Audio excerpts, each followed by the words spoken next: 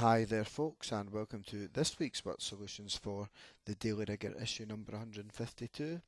So over in the USA, an 18-year-old American student won a 100-metre sprint race with a time that's only 0.4 seconds slower than Usain Bolt's world record. Wow, not bad for an 18-year-old. So what is Usain's world record time? Well, all we have to do here is take away 0.4 from 9.98. Now this of course is 4/10ths, so we'll take 4 off the 9/10ths to give us a world record time of 9.58 seconds. So watch this space. Matthew Bowling could do some great things in the future. He's doing some great things just now. Anyway, on to our other sports story.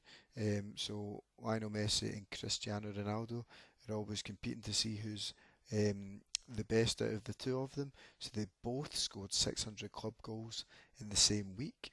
So how many goals did Ronaldo score for Real Madrid first of all? Well, 27 for Juventus. Add 5 for Sporting Lisbon, add 118 for Man United, comes to 150, and obviously we just have to take that off his new total of 600 to get 450 goals. Now, Lionel Messi scored all his goals for the one club, and 7% of them have come from direct free kicks. So how many goals has Messi scored from direct free kicks? Well, 600 in total, and we can find 1% by dividing by 100, and we can get 7% by multiplying the 1% by 7.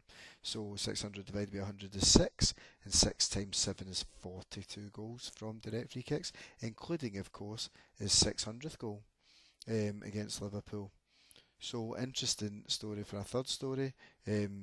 Local authorities have released their thresholds for what triggers a speed camera. So if a car's travelling at 34 miles per hour in a 30 mile per hour zone in Kent, would they be detected by a speed camera? Well, let's find out. So Kent has got a tolerance of 10% plus 2 miles per hour. So we can find 10% first of the speed limit by dividing by 10, because 10 goes into 100 10 times, so that comes to 3 miles per hour.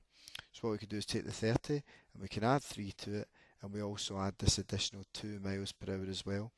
So we've got 35 miles per hour, so that's the speed that will trigger the speed camera. So no, the car would not be detected by a speed camera since 34 is less than 35.